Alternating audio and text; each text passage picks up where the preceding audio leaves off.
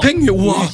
세게 나왔다. 형 집유. 엄청 세다. 우와. 벌금형이 아니라 징역이 아예 12가 나왔어? 집행유예가 나왔군요. 우와 이거는 진짜 세게 나왔는데. 징역이 1년에. 우와 세게 나왔다. 진짜 세게 나왔다. 6개월도 아니고 1년이야. 이거는 2심 가서도 벌금 100 이하로 감형되기 어렵겠는데 이거는. 야, 이런 법원에서 뭐 나온다. 법원 어? 김문기 몰랐다 발언은 허위 사실이다. 지금 이거 그래. 속보인가요? 우와. 네, 이렇게 되면은 유죄 선고 가능성이 좀 높아질 것 같은데 제가 저 재판의 증인이었습니다. 김문기 몰랐다. 진짜 네. 출석을 해서 이야기를 직접 한 거죠. 증인이었어요. 왜냐하면 김문기 씨랑 같이 사진 찍은 걸 제가 공개한 사람 당사자이기 때문에 이긴 최고의 증언이 이제 효력을 갖게 그 된 사진 거군요. 가지고 네. 이제 다툰 거예요. 검찰 측이랑 네. 이재명 대표 변호인 측에서. 근데 사실은 이 보수 측에서도 이거 너무 중요한 이슈니까 이재명 대표 관련해서는 국토부를 우리가 더 많이 언급했거든요. 사실 내부에서도 고 김문기 씨 몰랐다는 게 도의적으로는 파렴치하지만 유죄 인정이 될까? 국토부 협박이 더 빼박이다. 이런 의견이 보수 진영 내부에서 많았는데 지금 속보를 보면 김문기 씨마저도 허위 사실이라고 지금 법원이 인정했으니까. 그러면 이제 국토부 백현동 그 공무원 그 혐의는 아마 더 세게 나올 거예요. 그러면 이거 지금 굉장히 안 좋은 방향으로 이재명 대표에게 높은 형이 선고될 가능성이 올라간 것 같아요. 아니, 왜냐하면 이게 김문기 씨. 자, 근데 이거 이따가 할 거니까 조금 세이브 해놨다가 하나씩 나오는 거 너무 같이 세이브 할게요. 반발성 할게요. 속보밖에 없어서. 네. 너무 중요한 속보였어가지고. 근데 속보를 우리가 따라가긴 해야 돼. 그러니까요. 네, 밖에서 속보를 따라가긴 해야 전해주시면 돼. 속보하면서 진행을 할게요. 그래야 이 동접자도 올라갑니다. 둘이 하면 되는 거야? 조심스러운 우리하는 이정재. 왜 개혁신당은 갑자기 조용히 그러니까 해주세요? 엊그젠가부터 갑자기 이제 뭐야 저건 또. 뭐야? 김문기 법원 김문기 몰랐다 발언 허위 사실 공표는 아니야. 허위 사실이긴 한데 허위 사실을 공표한 건 아니다. 좀 약간 엇갈리네. 이거 저건 무죄 주겠다는 거네. 그러면? 좀 그런 것 같아요. 지켜봐야 될 것 같고. 지켜봐야 될 것 같아요. 잠깐 또 속보를 전해드리면 법원에서 나오고 있는 얘기 백현동 부지 용도 변경이 국토부 요구에 따른 건 아니다. 그리고 이재명 백현동 부지 발언은 허위라고 판단한다. 이 아까도 같은 거지만 허위라고 판단한 게 그 허위 사실 공표냐. 공표인지는 또 봐야겠네요. 그렇죠. 근데 그러니까 일단 지금 계속 속보성으로 나오고 지금 전체적인 속보를 보면 맥락을 모르니까. 김문기 차량 관련된 거는 허위지만 공표는 아니야. 공포냐. 공직선거법으로 죄를 묻기는 어렵다가 될 것 같고. 그렇죠. 예. 백현동 같은 것도 허위인데 네. 이걸 유죄로 해서 양형을 어떻게 할지 좀 지켜봐야 되는 상황 같습니다. 제일 중요한 게 이제 공개가 되겠군요. 그러니까 이게 공직선거법 어쨌거나 네. 유무죄 여부나 형량과 무관하게 이재명 대표가 도덕적 책임은 피하기 어렵게 됐어요.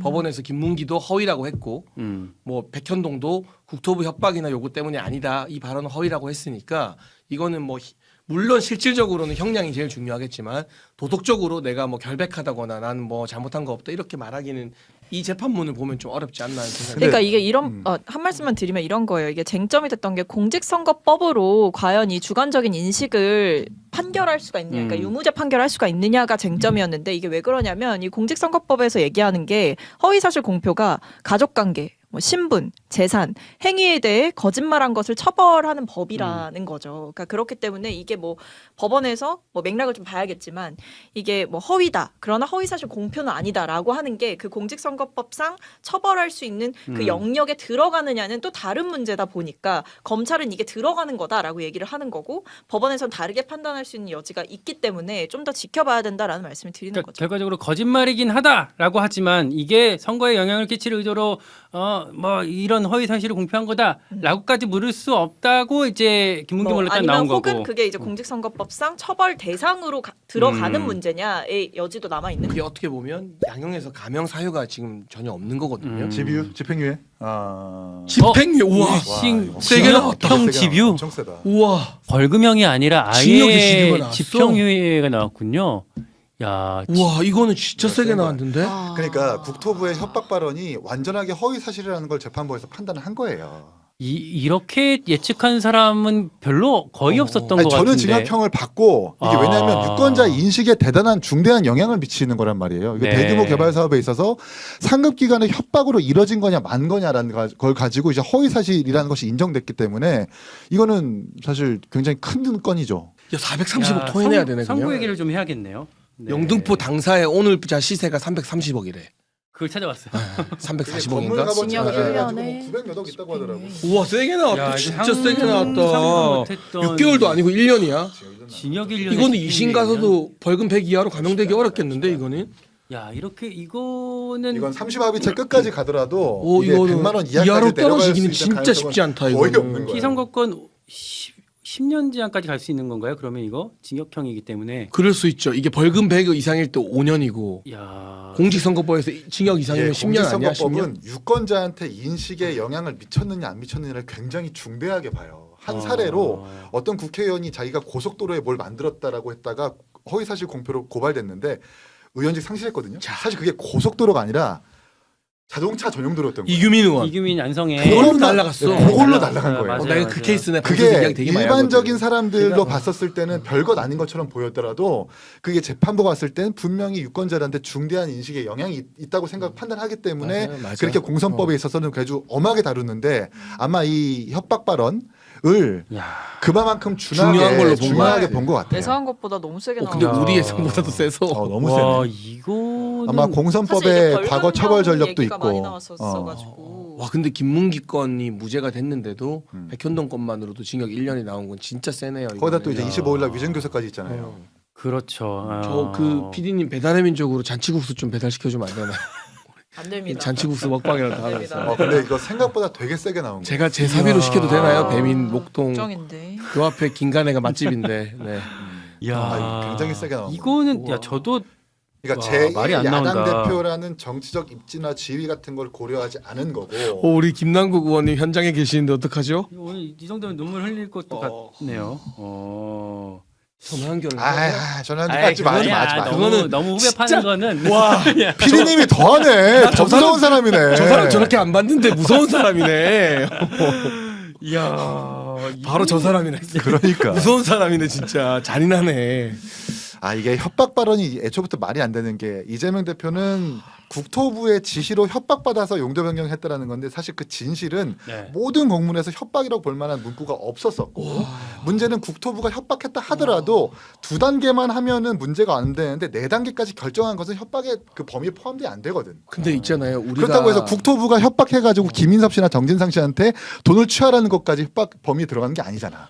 이게 정확하게 거짓말이라는 것을 재판부가 인정을 한 거예요. 이제 이 후폭풍을 좀 다시 평론해야 되는 게 이전까지는 벌금 100만 원 이상 나와도 왜? 다시 살았어. 이러면 한동훈 대표의 단계 심판 논란이 저 마이크 이거 사그라들고 내려주셔도 아니지. 이제 이재명 다시 갔으니까 살았어. 한동훈만 남은 거지 이제. 근데 이게 야. 원래 벌금 100만 원 이상 나와도 1심 갖고는 민주당이 잘 안 흔들릴 거다라고 다 전망했거든요. 저도 네. 2심 정도는 나와야 흔들릴 거다. 모두가 그렇게 전망을 근데 했지. 생각보다 너무 세게 나와서 네. 1심 결과만 보고도 민주당 내부에서도 이거 이제 2심 3심 가도 힘들다. 이런 확신이 지금 굳어질 만한 결과라 이게 전국이 생각보다 좀 많이 요동칠 수도 뭐 있을 공선법 것 같아요. 과태료 뭐 300만 원 뭐 이렇게 나오면 2심이나 3심까지 보자, 가가지고 뭐, 네. 어떻게든 내릴 수 있는데 내가 볼 때 징역형 나오고 집행유예 나오면 이건 3심 합의체에서도 사실 쉽지 않아요. RJH 림님께서 김광일 기자님 충격받았네요라고 했는데 저 충격받았어요. 왜냐면 저는 사실 그 어디 예측할 때 무죄를 예측했었거든요. 저 아주 소수 의견이었는데 이거는 뭐 그냥 와. 아니, 사실 이 정도로 예상했던 사람이 잘 없어요. 그러니까 거의 다 벌금형의 액수를 가지고 많이 얘기를 했었기 때문에 좀 진짜 야 징역 1년에 집행유예 2년. 정치적 파장에 대해서 오늘 이전까지 우리가 전망했던 거랑은 다 또 달라졌어요. 다른 다 달라졌어요. 전망이 지금 필요할 것 같은데 박성민 최고 어떻게 예측하세요? 일단 지금 상황에서는 사실 뭐 아쉬운 판결이다라고 볼 수밖에 없는데 일단은 또 전문을 또 좀 봐야 될 것 같기도 하고요. 그리고 민주당에서 입장을 이제 뭐라고 낼지를 저도 좀 지켜봐야 할 것 같습니다. 당 내에서는 근데 사실은 음. 민주당 내부에서는 일단은 아까 오늘 아침 뉴스쇼에서 조응천 의원님이 이렇게 말씀하신 것 같아요. 이 사법 리스크가 있는데도 어쨌든 전당대회에서 인정을 받았다라는 건 당원들 사이에서는 이거를 이제 상수로 놓고 이재명 대표를 선출한 거기 때문에 당내에서는 큰 변화가 없을 거다라고 예측을 하던데 어떻게 보세요? 당내에서요. 네, 뭐 당내. 이게 내에서는. 판결이 너무 세서 일단은 글쎄요. 당에서도 조금 톤 조절을 하는 게 이제 고민이겠죠. 그러니까 아예 세게 어떤 이 검찰 수사를 규탄해왔던 그 기조로 세게 이제 들이박는 방식이 있고 그게 아니라 좀 저자세로 아쉬운 판결이고 뭐 항소를 준비하겠다 이렇게 뭐 가는 방향 두 가지가 있을 텐데 뭐 어떻게 될지는 좀 봐야 될 것 같습니다. 그러니까 당의 지금 어떻게 보면 일극 체제 뭐 음. 그분들 입장에서는 거의 유일한 리더인 상황에서 구심력이 이제 강한 상황이죠. 네. 상황에서 그 사람이 이렇게 큰 뭐 선고를 받은 상황에서 어떻게 움직일 것이냐. 근데 네. 그런 건 있을 거예요. 그러니까 그렇다고, 그러니까 물론 뭐 이제 구심력이 큰 상황에서 사실 이 판결이 당연히 최악의 뭐 판결로 보여지는데, 근데 그렇다고 해서 이 타이밍을 노려서 뭔가 내부 분열이 일어나느냐. 그러니까 여기를 누가 만약에 예를 들어 뭐 제3의 인물이 치고 들어와요. 뭐 이제 우리 바꿔야 된다 이렇게 얘기한다고 그게 당장의 어떤 당 내부에서 호응을 얻고 뭐 새가 붙고 이렇게 가겠느냐. 지금 당장 저는 그거 자체는 어렵다고 보는 거죠. 그러니까 이제 뭐 판결과 상관없이 일단은 1심 결과에 따라서 크게 뭐가 바뀌지는 않을 거다라고 얘기한 게 판결의 그 내용을 점쳐서라기보다는 어떤 상황이 안 좋아도 이게 지지층들의 정서라는 게 있잖아요. 그러니까 막 갑자기 상황이 안 좋아졌는데 누가 치고 들어와서 그럼 내가 이제 대선 후보 할 거야 이렇게 한다고 그 사람한테 표가 가냐? 그건 아닐 거다. 뭐 이런 것까지 저는 같이 있는 거라고 보는 집에 거죠. 지금 불이 났는데 불이 났는데 네. 우리 다른 집으로 갈아타자 이렇게 하는 사람이, 그러니까 집에 난 불을 끌 생각을 안 하고 같이 물 부을 생각을 안 하고 다른 집으로 우리는 간다 이게 맞냐 뭐 이런 생각을 당안의 하는 정서는 거죠. 그럴 것이고 또 하나 봐야 될 게 이제 당 밖에 어쨌든 제1야당으로서 집권 여당과의 어떤 큰 어떤 뭐 전투를 벌이고 있는 상황에서 이 민주당의 기조가 어떻게 변화할 것이냐. 이를테면 뭐 탄핵 특검 이런 기조가 이런 시계가 더 빨라질 거라고 볼 수도 있고 이런 분위기 속에서 민주당이 중도 안정 이런 쪽으로 더 갈 가능성도 있는 거 아닙니까? 저는 이재명 대표가 지난주 장애 집회에서는 제가 차마 두 글자를 말 못하겠습니다라고 탄핵 단어를 직접 언급은 안 했어요. 네. 나머지 사람들은 다 언급하고 이번 주 장애 집회 나와서 탄핵 언급할 것 같습니다. 아 이재명 대표가 왜냐하면 본인이 이제 정말 죽게 생겼으니까. 아, 이 윤석열 대통령의 임기 단축 말고는 살아날 구멍이 없으니까. 그래서 윤석열 정부의 역사적 책무가 이재명의 3심 확정까지 정말 이걸 정부를 잘 굳건히 이어가고 버티는 게 저는 역사적 책무 중 하나라고 보거든요. 이제 아마도 예산안도 파토날 것 같아요. 이제 민주당이 차라리 뭐 준예산 가자 하면서까지 어떻게든 아노미 상태로 만들어서 정부를 흔들기 위해서 예산안이 보통 법정 시한 넘겨서 그래도 12월 중순에는 타결이 됐거든요. 아예 그냥 해 넘겨버리고 준예산 가든가 말든가 막 아주 그냥 적어도 한두 달은 완전의 카오스 상태. 뭐 이런 정치를 민주당에 보여줄 가능성이 높다고 봐요. 모든 걸 시간을 늘어뜨리려고 하겠지. 예산도 법정 기한 넘기고 2, 30 합의체도 최대한 늦게 선고되거나 다뤄지게끔 모든 시간을 늘어뜨리려고 할 거예요. 거기서 이제 민주당이 택할 수 있는 방법은 탄핵이겠지. 이제 대통령의 탄핵이 아니라 검사 내지는 더 심하게 간다면 판사까지 재판부까지 탄핵하겠다라고 나설 수 있어요. 아 대통령 탄핵 말고 네, 이 대통령 사법부로. 지금 대통령 탄핵을 이야기할 때가 아니야. 2심에 나서는 뭐 항고하거나 다시 이의 제기를 했었을 때 2심의 어떤 검찰 측의 변론인들을 탄핵하겠다라고 해가지고 그 사람들의 직무를 정지하고 하다못해 이 집행유예형을 아마 부정한다면 판사까지 탄핵한다고 하겠지. 지금의 민주당이라면 지금 이재명 대표의 일극 체제라면 충분히 그럴 수 있는 여지가 있다고 봐요. 근데 2심은 검사를 탄핵하고 판사를 탄핵해도 재판 속도가 늘어지지 않아요. 공선법은 늘어지지 않아요. 증인 신분 다 끝났기 때문에 네. 1심에 불렀던 증인을 다시 부르는 게 안 되거든요. 왜냐하면 법리 검토, 그러니까 적용하는 법리에 문제가 있느냐 없느냐만 판단하기 때문에 그게 뭐 증인을 불러가지고 더 변론을 듣거나 이런 재판이 아닙니다. 그러니까 이게 공소도 이 열심히 1심에서 다툰 기록이 그대로 남아 있어서 검사 탄핵시키면 네 바꿀게요 새 검사 해가지고 그냥 하면 돼요. 그러니까 이게 뭐 사법부 탄핵으로 지연시킬 만한 여지가 거의 많지 않아요. 1심보다는 훨씬 더 네, 적다. 그러니까 원래 공직선거법은 633이라고 해서 네, 네. 1년 안에 그 모든 판결을 마치라는 게 원칙인데 네. 뭐 이미 사실 그건 이제 쉽지 않아 보이고 그런 과정에서 2심 근데 나름대로 또 그런 전략을 취할 수도 있지 않겠습니까? 네, 근데 지금 이재명 대표의 공선법 1심 요게 2년이나 걸렸어요. 그러니까요. 그러니까 2, 3심도 더 늘어지면 안 된다는 오히려 그런 근데 생각이 이제 있을 거예요. 조희대 대법원장이 명확하게 이번 총선 끝나고 사실 요걸 겨냥했다기보다는 총선 끝나면 원래 공선법 재판이 늘어나잖아요. 이거 대법원 양형 기준 대법원 내규에 맞춰서 당겨야 된다, 빨리 해야 된다라고 대법원장 명의로 공문까지 내리면서 재판 지연하지 말라고 했거든요. 입장을 천명했죠. 그러니까 뭐 이제 저는 2심, 3심은 3개월 안에 맞춰지지는 않더라도 합해서 1년을 넘진 않을 것 같아요. 이게 내년 안에 간다.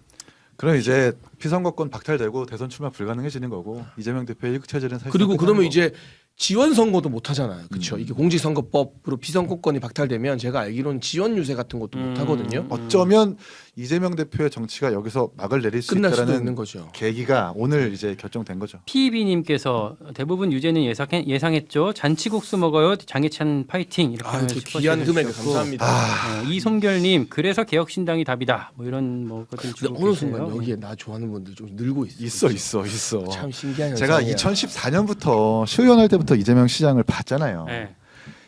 그만해야 돼 이제 이렇게 아, 사람들 고생하셨습니다, 증인. 이렇게 증인 우리 또 고생하셨습니다. 공선법 오늘- 저 증인이니까. 여기 벽 하나만 쳐주실래요?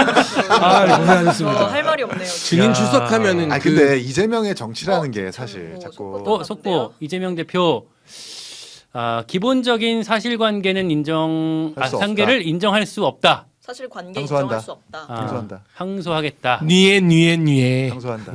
항소할 수밖에 없겠지. 아이, 본인은. 그렇죠. 그거는 좀 항소할 수밖에 국민 없는 여러분이 게 판단할 것이다. 여기서 이렇게- 네. 핵심이 거기네요. 국민 여러분이 지워서 판단할 네. 것이다. 아, 나는 요새 자꾸 국민 눈높이, 국민 여러분이 판단할 것이다. 이게 아닌 것 같아. 아니 근데 법원의 진짜 판단은 법원의 그 판단이지. 백현동 사건은 이재명 대표가 너무 안 좋게 이야기를 했어. 음. 국토부에 협박이 있다 하더라도 국토부가 언제 4단계까지 용도 변경 해주라고 했냐고. 국토부가 협박했다 하더라도 정진상 김인섭 씨한테 그 계약을 주라고 했냐고. 그러니까 이게 결정적인 너무 게 의도가 뭐냐면 안 좋은 거야. 이 재판에서 뭐 민주당은 지금 법원 탓을 막 하겠지만 결정적인 게 뭐냐면 제가 어떤 걸 보고 이거는 유죄 간다라고 판단했냐면 성남시청 공무원들이 증인 채택됐을 때 무슨 진술을 했냐면요. 그 당시 성남시청 부동산 팀장이나 이런 용도명령 담당했던 공무원들이 지금 전직이 되신 분도 있는데 다 나왔어요. 다 나와서 일관되게 협박 아니다. 그 팀장급부터 말단 직원까지 협박 받은 적 없고 그리고 위에서 협박을 받았다는 징후를 느낀 적도 없다고 진술을 했어요. 그러니까 나는 이게 제일 결정적이었던 것 같아. 그 개발사업 팀장 제가 아는 분인데 그때 당시에 이재명 대표가 4단계 용도 변경을 하겠다고 하니까 이 팀장이 반박하고 반발을 했어요. 그 결과 어떻게 되는지 아십니까?